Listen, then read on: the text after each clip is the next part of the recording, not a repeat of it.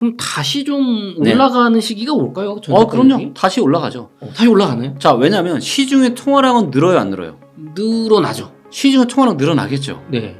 그렇죠. 보면 맨날 늘어나고 있더라고요. 내 월급도 올라갈 거고 어떻게 네. 조금이라도. 자, 그럼 시중에 인플레이션 생겨요, 안 생겨요? 생기죠. 생기죠. 그래서 그 정도만큼은 지금 사야 됩니까? 내 집 마련 해야 되나요? 내 집 마련이요? 네.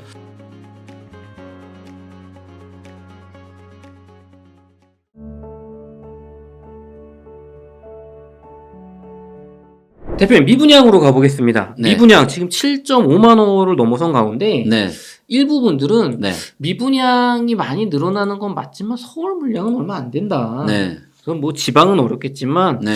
서울은 뭐 괜찮지 않을까, 미분양 영향에서. 네. 그게 좀 맞는 말일까요?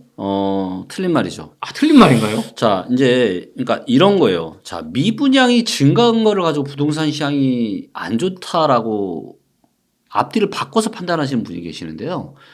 자, 미분양이 쌓여서 부동산 시장이 안 좋아지는 게 아니라 부동산 시장이 안 좋아서 미분양이 증가하는 겁니다. 아, 그렇죠. 네. 밥을 많이 먹어서 살이 찌는 거지, 살이 쪄서 밥을 많이 먹는 거 아닌 것처럼. 그렇죠. 부동산이 안 좋으니까 미분양이 늘어나는 거죠. 네. 자, 서울의 미분양을 볼게요. 자, 이게 서울의 미분양입니다. 네. 지금 3월 달에 갑자기 어떻게 됐죠? 갑자기 늘었어요. 자, 이제 최신 데이터가 이제 막 추가가 된 것 같아요, 보니까. 갑자기 이전에가 얼마냐면 996호였는데 갑자기 2,000채 이상 늘어났어요. 저 996호까지만 저는 봤는데, 그렇죠. 너무 작아 느꼈는데 갑자기 네. 많이 늘었는 느낌이 드네요. 네. 최신 자, 데이터로 보니까. 이제 확 늘었죠. 네. 자, 미분양은 앞으로 늘어날 가능성이 많아요. 지금 이제 잠깐 청약시장 분위기 좋지만 네. 본질적 가치 대비 지금 너무 높고 거래량 시장의 에너지도 작고요. 뭐 저는 빠르면 여름 가을, 빠르면 여름 가을, 네. 늦어도 올해 연말이나 내년 초에는 다시 하락으로 갈 거라고 내다보고 있어요. 데이터가 그렇게 이야기하고 있고요. 네. 자, 그렇다는 얘기는 뭐예요? 미분양은 앞으로 계속 쌓일 거다. 그래서 서울도 줄었지만 지금 갑자기 지금 확 늘었고요. 자, 지금 전국 기준으로 보면은 지금 이제 7만 5천 채까지 이렇게 쌓였죠. 네. 그래서 늘어났고요. 미분양이 지금 이제 슬슬 평균보다 이제 올라갔죠. 네. 그래서 평균보다 이런 많아지는 이런 국면으로 들어갔고 아직은 뭐 엄청나게 심각한 상황은 아니에요. 요게 한 10만 채, 한 9만 채 이상 되면은 그때는 진짜 이제 뭔가 이런 진짜 좀 심각한 사회적 문제가 될 수가 있는데 아직은 그 정도까지는 아니다. 네, 요게 이제 금융위기 때가 이제 10만 채가 훌쩍 넘어섰거든요. 네. 막 16만까지도 가고 네, 있네요. 16만 채 이상까지도 갔었습니다. 한때는. 네. 그럼 아직 전체 물량은 그 정도로 위험한 건 아닌데 증가 추세이기 때문에. 그렇죠. 근데 그 증가 추세가 미분양이 늘어나는 추세가 아니라 분위기가 부동산이 안 좋아서 늘어나는 거죠. 네, 맞습니다. 대표님, 그럼 지금 보니까 네. 강남구 미분양은 네. 뭐 되게 낮아요. 네. 강남은 그러면은 네. 집값 한창 안 좋을 때도 미분양 물량이 지금 뭐 50건. 네.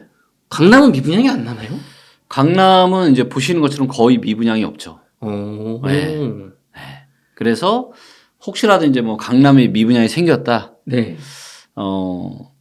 물론 이때는 아니지만 네. 요럴 때 2014년 한 초중반 네. 이럴 때는 사실은 상당히 매수하기 좋은 타임이라고 볼 수가 있는 거죠.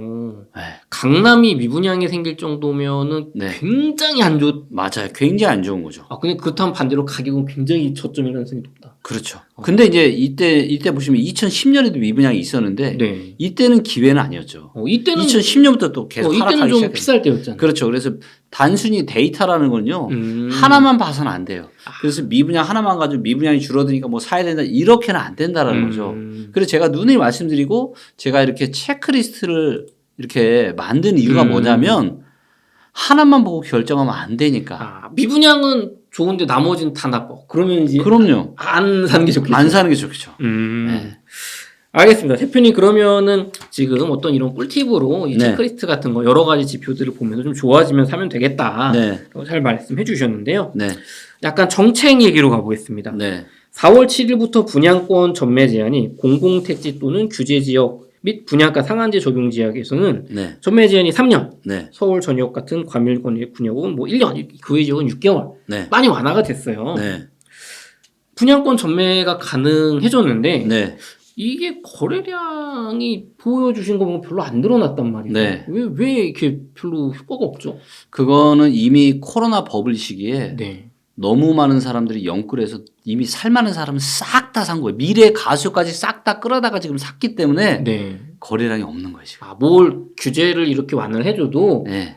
돈이 없어. 돈이 없죠. 호주머니 빌려서 살 돈이 없어. 이미 살 만한 사람은 다 샀습니다. 아. 그래서 뭐 정부에서 이렇게 규제를 풀어주는 거는 뭐 당연하고요. 왜냐하면 부동산 시장이 급락을 하면은 국가 경제에 안 좋은 영향을 미치기 때문에 계속 이런 뭐 규제들을 풀어주겠지만 그래봐야 당분간은 쉽지 않다. 그냥 속도 조절 정도지. 네, 맞습니다. 네. 대표님 그러면은 네. 요 규제 완화 같은 게 있다 보니까 네. 또 시청자분들 중에 집값이 떨어져서 저는 좀 정상화가 돼서 좋은 것 같은데 네. 이렇게 왜 국가에서 자꾸 정책 완화해줘서 집값 올리려는 것처럼 느껴져서 기분이 좀 나쁘다. 네. 뭐 이런 게 꼭 필요한 건가요? 규제 완화? 필요합니다. 그러니까 여러분들이 이해를 하셔야 되는 게 뭐냐면 정부가 해야 되는 역할은 올라갈 때 너무 올라가지 못하게 눌러주는 거. 규제하는 거. 그렇죠. 너무 세게 못 올라. 너무 많이 올라. 떨어질 때도 너무 급락을 하면은 국가 경제가 파탄이 나니까 완만하게 떨어지게. 자, 이거 보세요. 자, 정부가 규제하면 내리나요?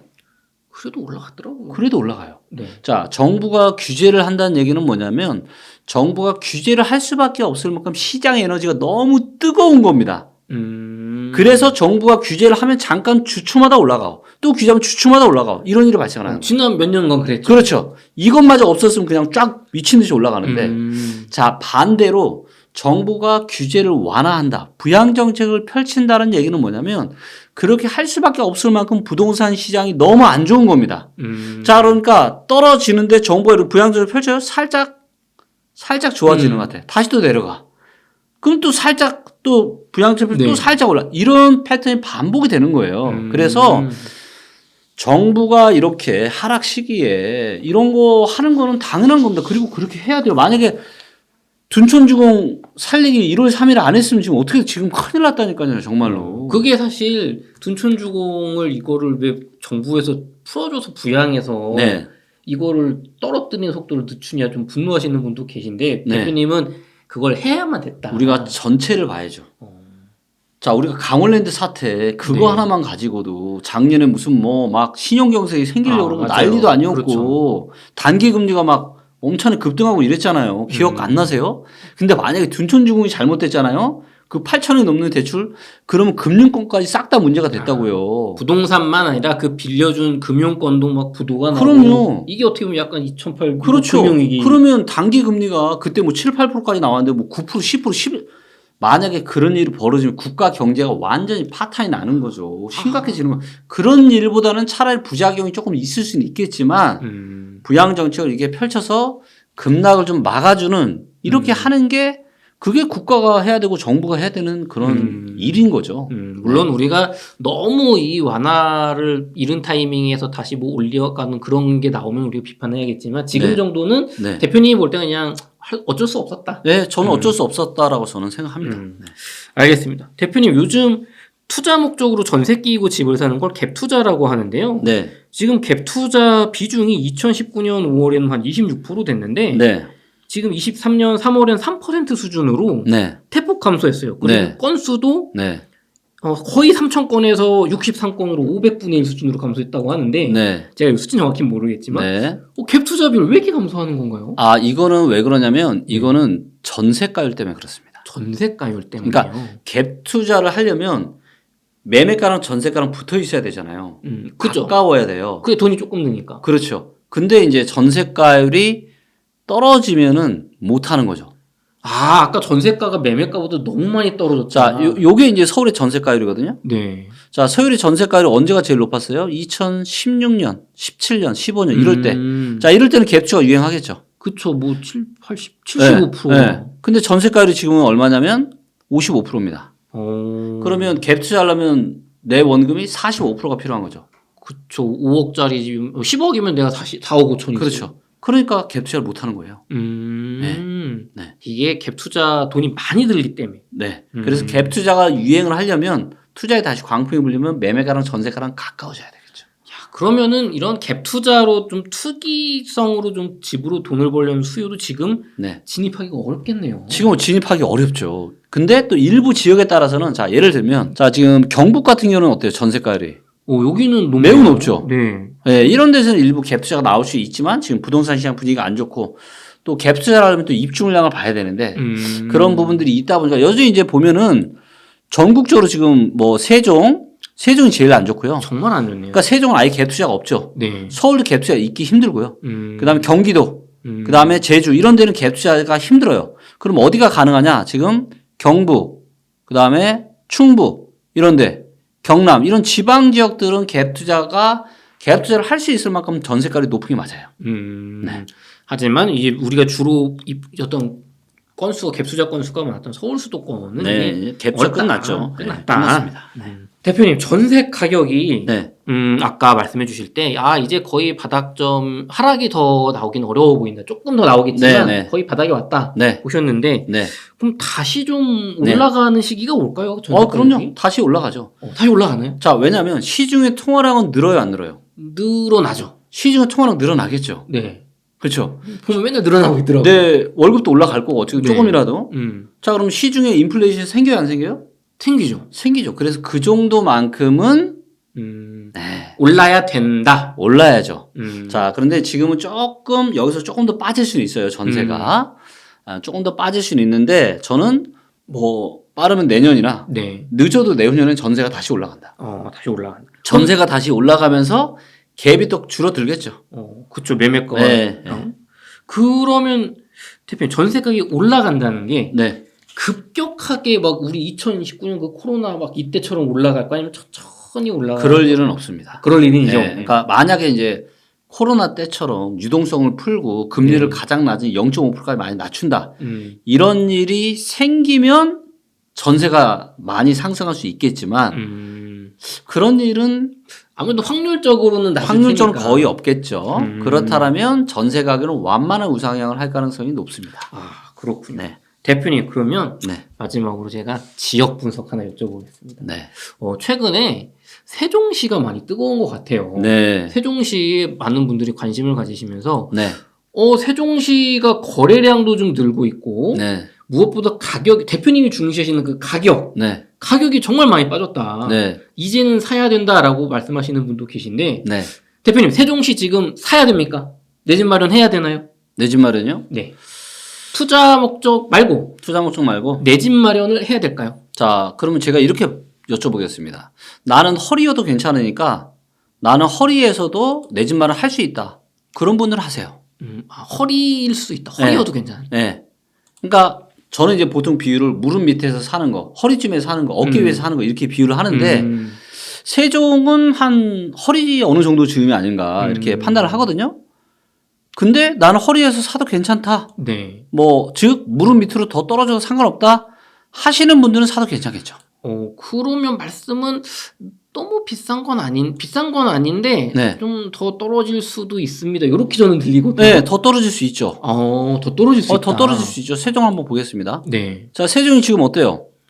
1, 2, 3, 4주 연속 매매가랑 전세가 다 아주 작지만 상승하고 있죠. 네, 상승 반전했어요. 네, 자, 그러면 이건 호가는 얼마나 많이 올랐겠어요? 우리가 세종을 한번 가보겠습니다. 맞아요. 호가가 많이 올라서 너무 이게 좀 겁난다고 하시더라고요. 자, 보겠습니다. 자, 이게 호가가 어때요?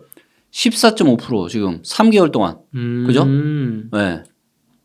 지금 호가들이 18% 오른 데도 있고요. 많이 올랐네요. 네. 물론 떨어진 데도 있습니다. 네. 네, 상당수 지역들이 지금 많이 올랐죠. 네. 자, 그런데 뭘 보셔야 되냐면 그래서 이제 지금 조금씩 지금 반등이 나오고 있는 상황인데 그럼 여기서 바닥 짚고 올라갈 거냐? 그죠. 우리가 궁금한 건 그거죠. 네. 저는 여기서 바로 대세 상승은 좀 쉽지 않다고 저는 보고 있는데 자, 왜 그런지를 이제 데이터적으로 한번 분석을 해보도록 하겠습니다. 네. 요게 이제 뭐냐면 실제 사용 가치인 전세 대비해서 매매가에 얼마나 거품이 있느냐를 보여주는 데이터입니다. 이 전세 저평가 인덱스라는 거고요. 네. 세종이 여전히 좀 좋아졌지만 여전히 어때요? 역사적으로 봤을 때도 여전히 지금 실제 사용 가치 전세 대비 고평가죠.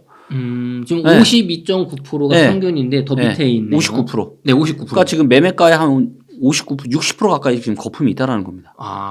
그리고 서울 다음이에요. 서울이 제일 거품이 많고 그 다음이 세종이고요. 자, 그 다음에 소득 대비한 저평가 인덱스. 세종은 이제 최근에 신도시니까 이거는 뭐 옛날 데이터는 사실 필요 없고요. 네. 최근만 좀 보도록 하겠습니다. 한 17년부터 볼게요. 네.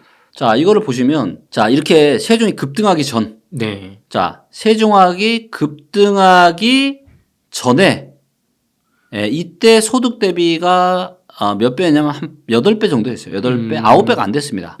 근데 얘가 얼마까지 갔냐면은 거의 16배 가까이 갔어요. 야. 그러다가 지금 10배까지 떨어진 거거든요. 네. 자, 많이 떨어졌죠. 많이 떨어지긴 2018년부터 봐도 평균보다 약간 밑으로 떨어졌죠. 네네. 그런 거. 네, 그렇기 때문에 많이 싸진 거는 맞아요. 많이 싸진 거는 맞는데 그런데도 저는 여기까지는 떨어질 가능성이 높다라고 봐요. 8배, 8.56배 이 정도까지. 더 떨어질 가능성이 그렇죠. 높다. 그래서 여기서 많이 떨어졌긴 하지만 네. 여기서 좀 더 떨어질 여지가 있다라고 저는 보고 있어요. 이거는 이제 전세 저평가를 같이 봐도 마찬가지고요. 네네. 자, 그리고 세종의 집값은 참고적으로 경기도 다음입니다. 제주도랑 똑같아요. 제주도랑 세종 집값이 부산보다 더 비싸요. 부산이 소득 대비해서 8배인데 제주도랑 세종은 10배가 넘습니다. 이거는 근데 가격은 보통 부산이 더 집값이 비싼 것 같은데. 부산이 이거는 이제 뭐 부산 해운대구냐 이제 이걸 또 들어가면 그런데 넓으니까. 전체적으로 봤을 때는 부산은 이제 평균 집값보다 세종이나 제주도의 평균 집값이 더 비싼 거죠. 한번 생각을 해 보시고요. 네. 자, 그리고 이제 제주도는 신도시라 네. 아직은 데이터가 많지가 않아요. 네네. 자, 근데 또 여기서 보시면 요게 이제 세종이 데이터가 네. 많지가 않습니다. 자, 세종이 지금 매도세가 줄어들다가 최근에 다시 어때요? 조금 지금, 그죠? 살려는 사람 조금 늘었다 다시 조금 살짝 지금 줄어들고 있는 모습이고요. 자, 무엇보다 저는 세종이 아직 바닥이 안 왔다라고 생각하는 가장 중요한 데이터가 바로 이 전세 수급이에요. 전세 수급. 전세 수급이 이렇게 빨간불이 들어와야 돼요. 그러니까 전세 수급이 이렇게 파란색 불이라는 건 뭐냐면 전세가 수요보다 공급이 더 많은 거예요. 공급이 더 그렇죠. 공급이 더 많으니까 당장 전세가가 상승하기 힘들겠죠. 아니 실질 수요인 전세마저 지금 못 오르고 있는데 수급이 안 좋은데 어떻게 매매가가 제대로 상승을 대세 상승할 수가 있겠어요. 그래서 세종 같은 경우는 너무 급락을 했잖아요. 네네. 너무 급락을 하다 보니까 근데 요즘 분위기가 좋아. 그래서 지금 살짝의 어떻게 보면 데드캣 바운스가 나오고 있는 거고 그래서 지금이 저는 세종은 한 허벅지에서 허벅지에서 허리 정도 사이다라고 보고 있어요.